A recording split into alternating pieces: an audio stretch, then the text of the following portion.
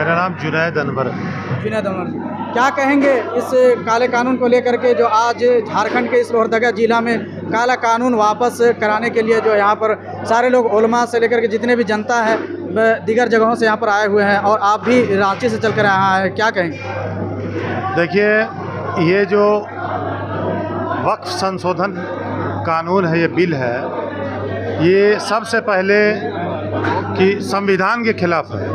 मुसलमानों के जो हुकूक संविधान में दिया गया है, जो संविधान के अंदर लोगों को अपने धर्म को मानने का, अपने बातों को रखने का जो स्वतंत्रता है, उसका ये हनन है, उसको छीनने का कोशिश किया जा रहा है। और ये वक्फ संशोधन कानून भारतीय मुसलमानों को कमज़ोर करने का, इसको दूसरे दर्जे का नागरिक बनाने का भाजपा का, आरएसएस का एक षड्यंत्र है, जिसको हिंदुस्तान के मुसलमान किसी भी कीमत में नहीं मानेंगे। इस पर लगातार हम लोग एहतजाज भी कर रहे हैं। इससे पहले जब जेपीसी कमेटी बनी तो जेपीसी की कमेटी सभी स्टेटों में आई थी, बिहार में, बंगाल में, झारखंड का बंगाल के साथ हुआ था कोलकाता में, तो हम लोग वहाँ भी गए थे।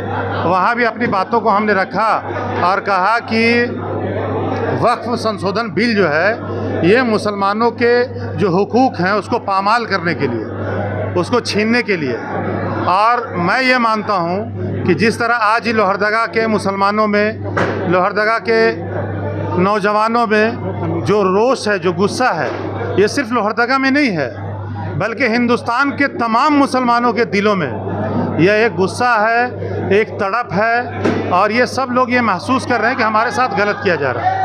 दूसरी बात यह है कि आप अगर देखिएगा तो कुछ गलतियां हम लोग से भी हुई हैं। इससे पहले जब हमारा बाबरी मस्जिद जो हमारा था, हमारा है, कोर्ट ने भी ये एक्सेप्ट किया कि बाबरी मस्जिद जो बना हुआ था वो मंदिर के ऊपर नहीं था, उसके नीचे मंदिर का अवशेष नहीं मिला, लेकिन आस्था के लिए वो किसी दूसरे धर्म को दे दिया, तो आस्था तो हमारा भी है।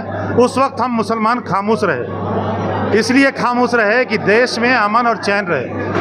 हम इसलिए खामोश नहीं थे कि हम डरपोक हैं, या हम डरते हैं, या हम कमज़ोर हैं। दूसरी बार 3 तलाक का मसला आया, वहाँ भी मुसलमान खामोश रहे और यह समझकर खामोश रहे कि देश में अमन बना हुआ रहे, देश में भाईचारा बना हुआ रहे। लेकिन इस अमन और चैन को, मुसलमानों के इस खुलूसी को, मुसलमानों के इस तहरीक को ये लोग गलत तरीक़ा से लिए।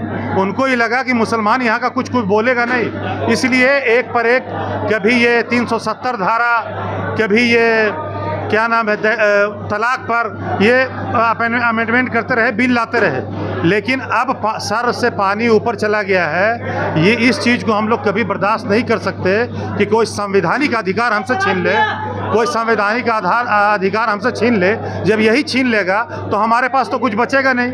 और आज जो बिल पास हुआ है, इस बिल से हमारे मसाजिद खतरे में आ जाएंगे, हमारे मदारिस खतरे में आ जाएंगे, हमारे कब्रिस्तान खतरे में आ जाएंगे।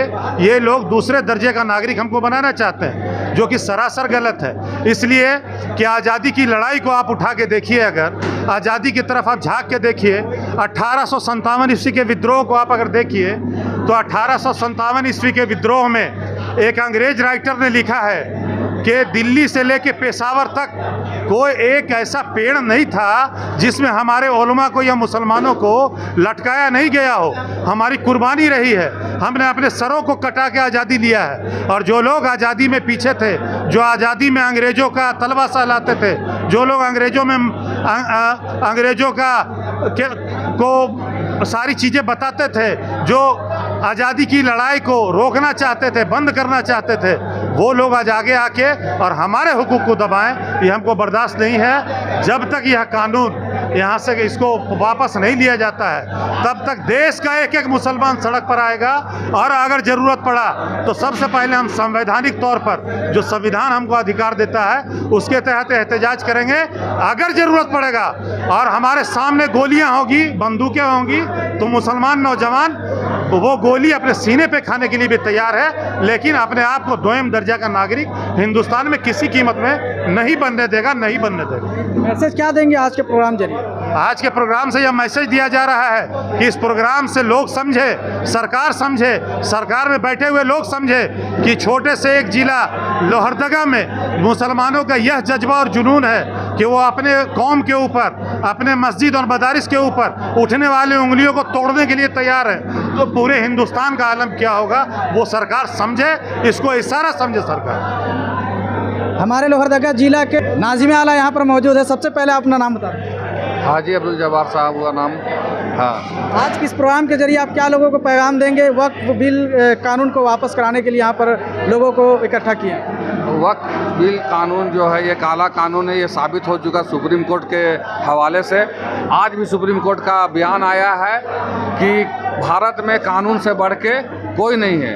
कोई भी कानून पास कितना भी हो जाए उसको वापस किया जा सकता है। हम लोग संवैधानिक तरीके से इसका लड़ाई लड़ेंगे जब तक ये कानून वापस नहीं हो।